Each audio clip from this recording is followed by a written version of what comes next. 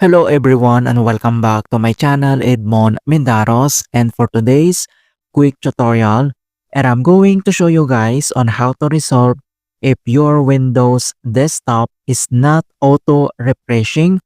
When the desktop does not refresh automatically, it can impair the fluidity and efficiency of utilizing the Windows operating system. Possible cause are wrong settings in the system refresh rate and visibility parameters in File Explorer.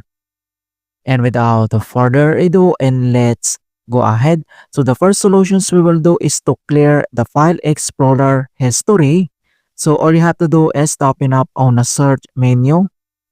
And dito sa search for apps, so kailangan mo lang i-type dito yung File Explorer. And then, i-click mo lang dito yung open.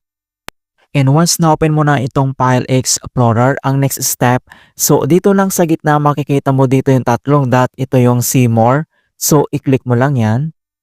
And then next step ay kailangan mo lang i-select dito yung option.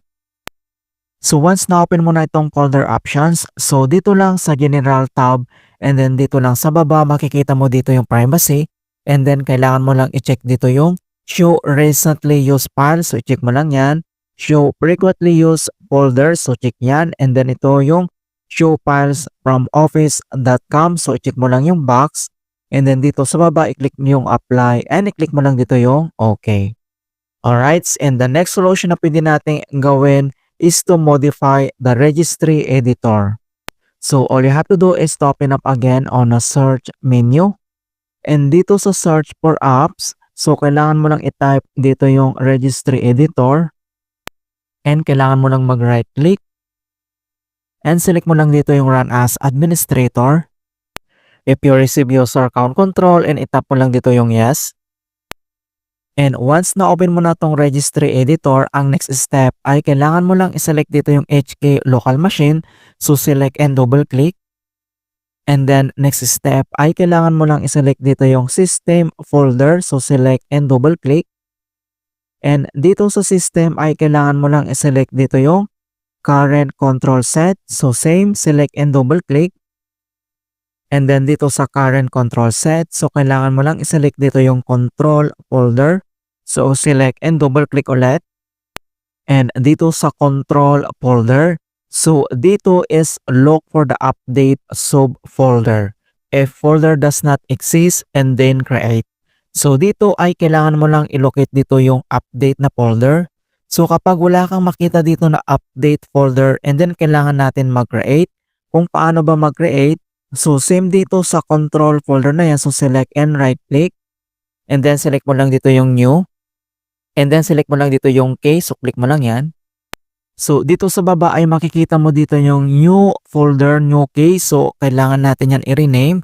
So kung paano ba yan i-rename? So select and right click. And then click mo lang dito yung rename. And then dito ay kailangan mo lang ilagay dito yung update. Ayan. And then press mo lang yung enter. Alright. So once nakakapag-create ka na dito at narinig mo na siya ng update, so select mo lang siya. And dito sa right pane ay kailangan mo lang mag-create ng new folder kapag wala ka din nakita dito na update mode folder. So since default lang yung nakalagay dito and kailangan natin mag-create kung paano mag-create ng new folder. So dito lang sa blank space area, so kailangan mo lang mag-right click. And select mo lang dito yung new. And dito sa key, select mo lang dito yung DWORD 32-bit value.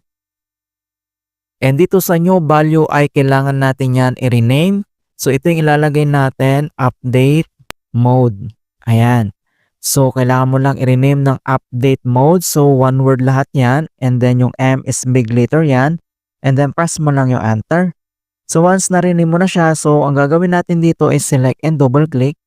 And dito lang sa edit the word 32-bit value, so double check yung value name. And dito sa value data ay lagay mo dito 0. And dito sa base ay kailangan mo lang select dito yung hexadecimal. And i-click mo lang dito yung OK. Alright, so after dito, and dito lang sa start menu, and kailangan mo lang mag-restart. Okay, click mo lang yan. Alright, so ganoon lang po kasimple on how to fix Windows 11 desktop refresh bugs Windows 11 desktop not refreshing. And please don't forget to like this video and subscribe to my channel for more quality content. Thank you guys and see you in my next tutorial.